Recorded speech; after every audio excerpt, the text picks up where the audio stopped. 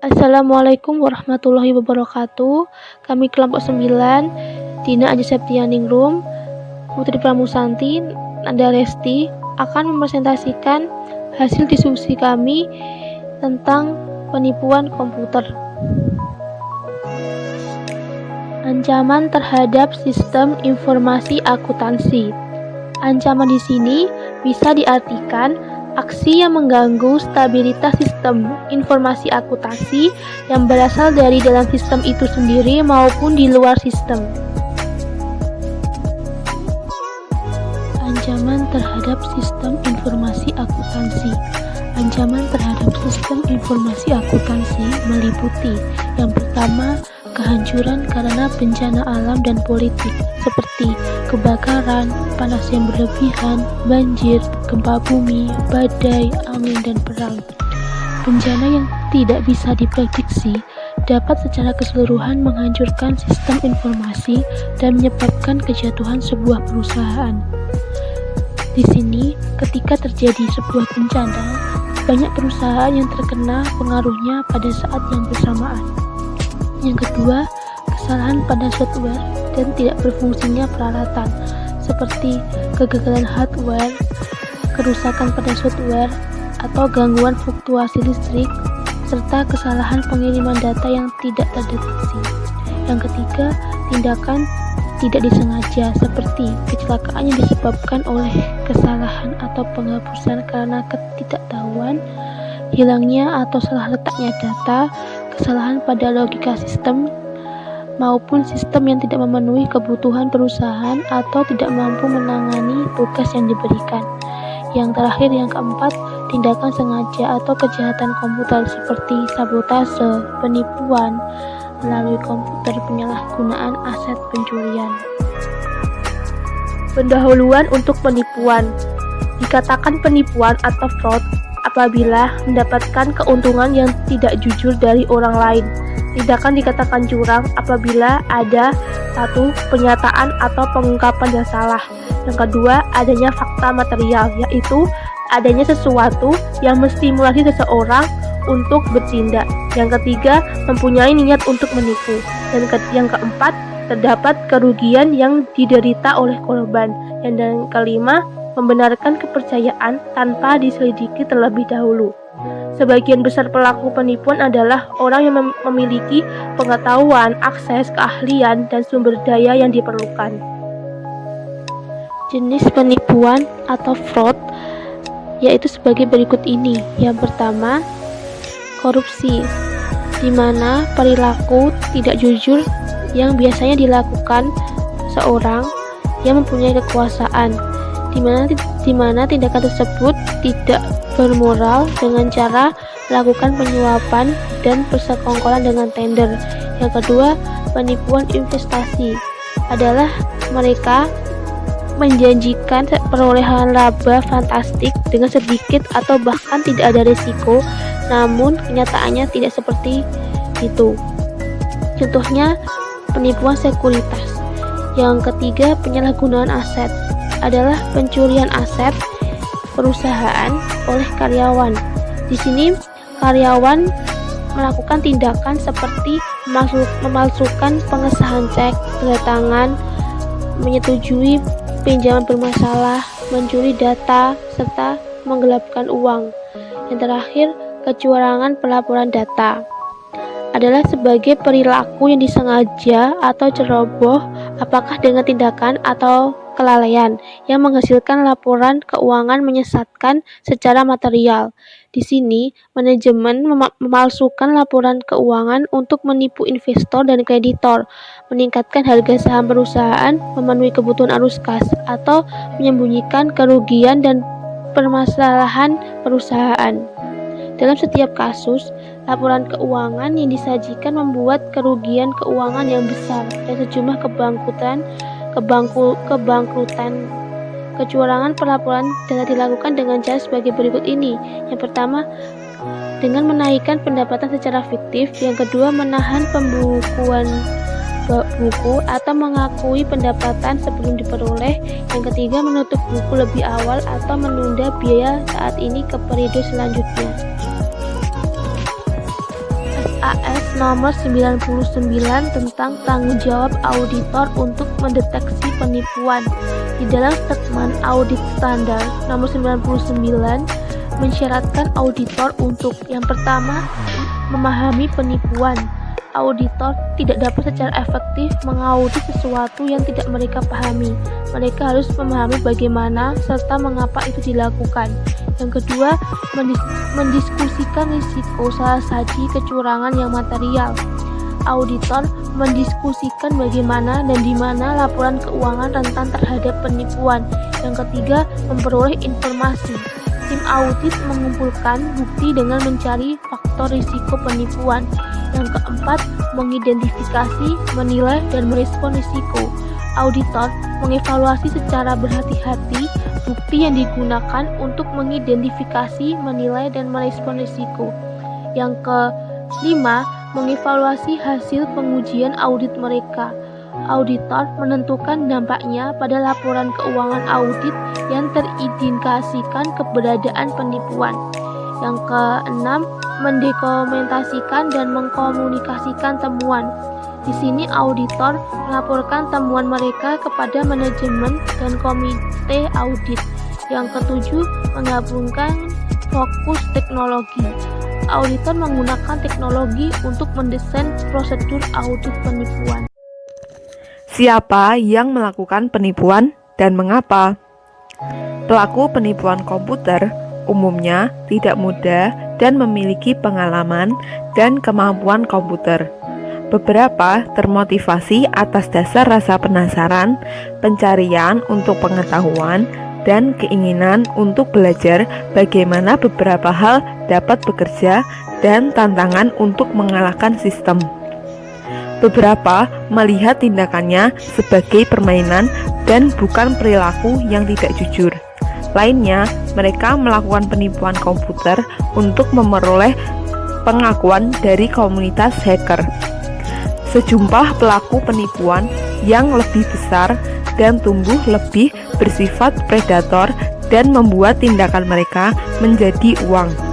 Pelaku penipuan ini lebih seperti kriminal kerah biru yang memperdaya orang lain dengan merampok mereka.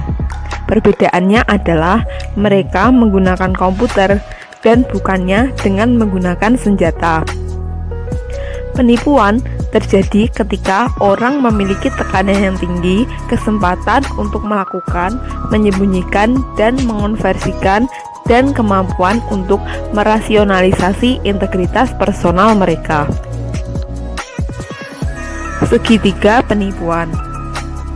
Untuk sebagian besar pelaku penipuan, semua kebutuhan pelaku adalah kesempatan dan cara pandang kriminal yang memungkinkan mereka untuk melakukan penipuan. Untuk sebagian besar pelaku penipuan, ada 3 kondisi ketika penipuan terjadi, yaitu tekanan, kesempatan, dan rasionalisasi. Hal-hal ini merupakan sebagian dari segitiga penipuan. Yang pertama, ada tekanan. Tekanan merupakan sebuah dorongan atau motivasi seseorang untuk melakukan penipuan. Di sini terdapat 3 jenis tekanan yang menyebabkan penyalahgunaan. Yang pertama ada keuangan. Contoh di dalam keuangan yaitu yang pertama hidup di luar kemampuannya, yang kedua utang atau beban personal yang tinggi, lalu yang ketiga ada gaji atau pendapatan yang tidak sesuai. Lalu yang kedua ada emosional. Contohnya di sini ketamakan ego, kesombongan atau ambisi yang berlebihan. Lalu ada juga kinerja yang tidak diakui, ketidakpastian pekerjaan, ketidakpuasan pekerjaan, ketidakmampuan untuk mempercayai atau menghargai suatu aturan. Lalu yang ketiga ada gaya hidup. Gaya hidup di sini contohnya adalah kebiasaan judi, ketergantungan obat ataupun alkohol, tekanan keluarga maupun rekan. Yang kedua ada kesempatan. Kesempatan merupakan suatu kondisi atau suatu situasi termasuk kemampuan personal seseorang yang memungkinkan pelaku untuk melakukan 3 hal sebagai berikut. Yang pertama, melakukan penipuan. Yang kedua, menyembunyikan penipuan. Dan yang ketiga, mengonversikan pencurian atau misrepresentasi untuk keuntungan personal. Yang ketiga, ada rasionalisasi. Rasionalisasi memungkinkan pelaku untuk menjustifikasi tindakan ilegal mereka. Rasionalisasi yang paling sering mencakup hal-hal sebagai berikut. Yang pertama, saya hanya meminjam itu dan saya akan membayar kembali pinjaman saya. Yang kedua, apa yang saya lakukan tidaklah serius. Lalu yang ketiga, ini merupakan sebab yang baik atau bisa disebut sebagai sindrom Robin Hood, yaitu mencuri kepada orang yang kaya untuk memberi kepada orang yang miskin. Penipuan komputer. Penipuan komputer atau computer fraud adalah setiap penipuan yang mensyaratkan teknologi komputer untuk melakukan penipuan. Contohnya, 1. Pencurian, penggunaan, akses, modifikasi, penyalinan, atau penghancuran yang tidak sah perangkat lunak, perangkat keras, atau data. 2. Pencurian aset yang ditutupi dengan mengganti catatan komputer. 3. Memperoleh informasi atau properti tak berwujud secara ilegal dengan menggunakan komputer. Meningkatnya penipuan komputer. Sistem komputer secara khusus rentan terhadap alasan-alasan sebagai berikut. 1. Orang yang masuk dalam database perusahaan dapat mencuri, menghancurkan, atau mengganti sejumlah besar data dalam waktu yang sangat singkat dan meninggalkan sedikit bukti. 2. Beberapa organisasi memberikan akses kepada karyawan, pelanggan, dan pemasok ke sistem mereka. Jumlah dan ragam dari titik akses ini secara signifikan meningkatkan resiko. 3. Sistem komputer menghadapi sejumlah tantangan unik seperti keandalan, kegagalan peralatan, ketergantungan pada daya, kerusakan dari air atau api, kerentanan terhadap interferensi elektromagnetik dan interupsi, serta mendengarkan pembicaraan yang tidak seharusnya didengar.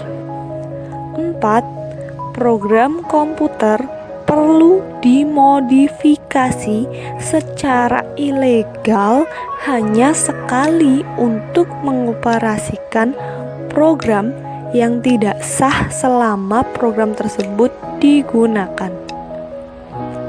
5. Penipuan komputer dapat lebih sulit dideteksi dibandingkan jenis penipuan lain. 6.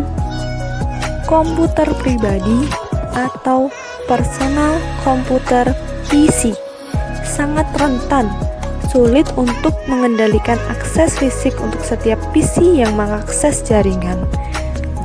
Data mereka dapat hilang, dicuri, atau salah tempat. Selain itu, pengguna PC secara umum tidak menyadari pentingnya pengendalian keamanan.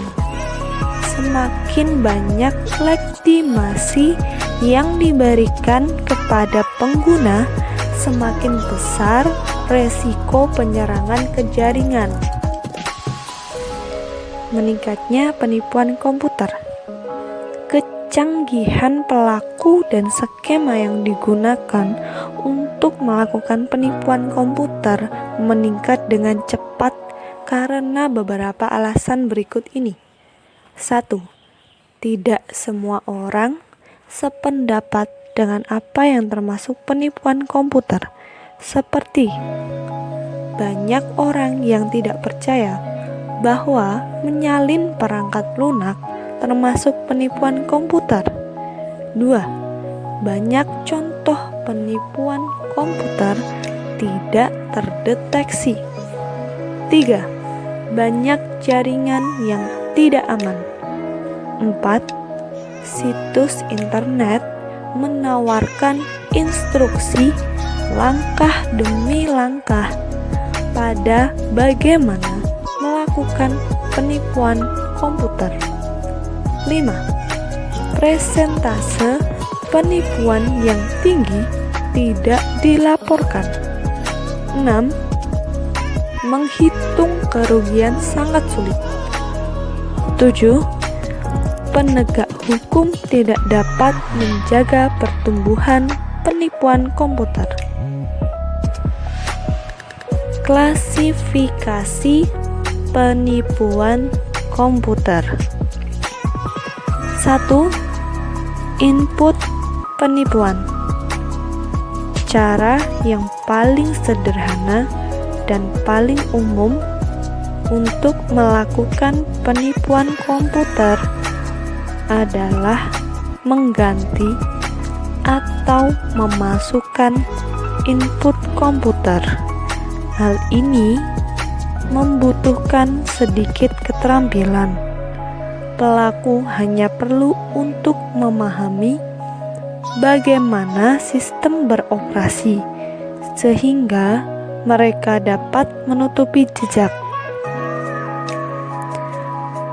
2. Penipuan prosesor merupakan penggunaan sistem yang tidak sah, termasuk pencurian waktu dan layanan komputer. 3. Penipuan instruksi komputer. Penipuan instruksi komputer termasuk merusak perangkat lunak perusahaan, menyalin perangkat lunak secara ilegal, menggunakan perangkat lunak dengan cara yang tidak sah, dan mengembangkan perangkat lunak untuk aktivitas yang tidak sah. 4. Penipuan data secara ilegal dengan menggunakan, menyalin, mencari, atau membahayakan data perusahaan merupakan penipuan data. Penyebab terbesar pelanggaran data adalah keteledoran karyawan. 5.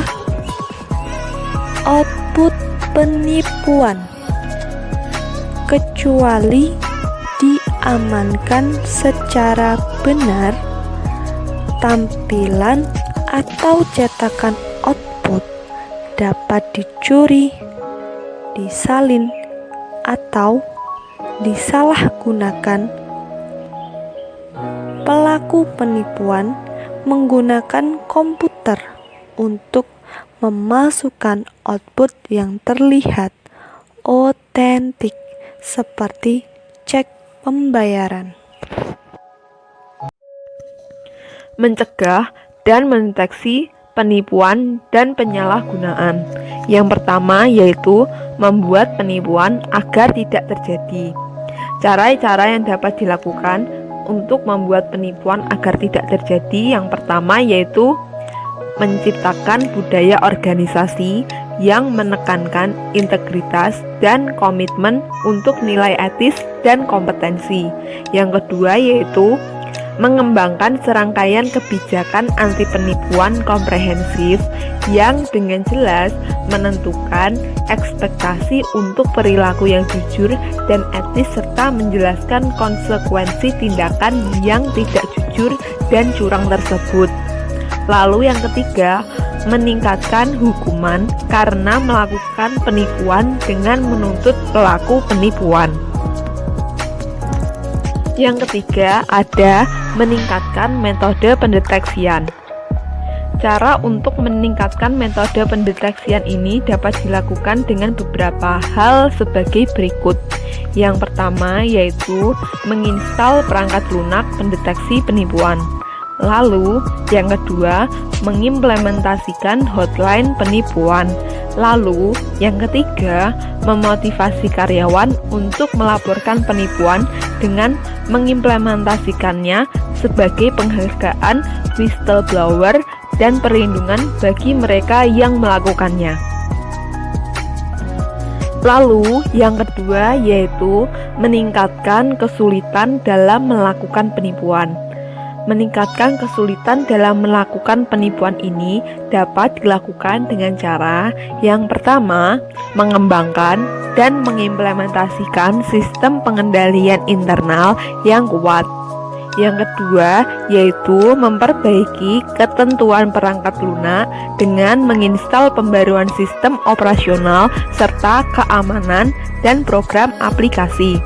Lalu, yang ketiga, mengimplementasikan pemisahan tugas yang jelas antar fungsi sistem. Lalu, cara yang keempat yaitu dengan cara mengurangi kerugian penipuan. Mengurangi kerugian penipuan ini dapat dilakukan dengan beberapa cara. Yang pertama yaitu menjaga asuransi yang memadai. Lalu yang kedua, mengembangkan kontingensi penipuan yang komprehensif, pemeliharaan bencana, serta rencana kelangsungan bisnis. Lalu yang ketiga yaitu menyimpan salinan backup program dan file data dalam lokasi luar yang aman.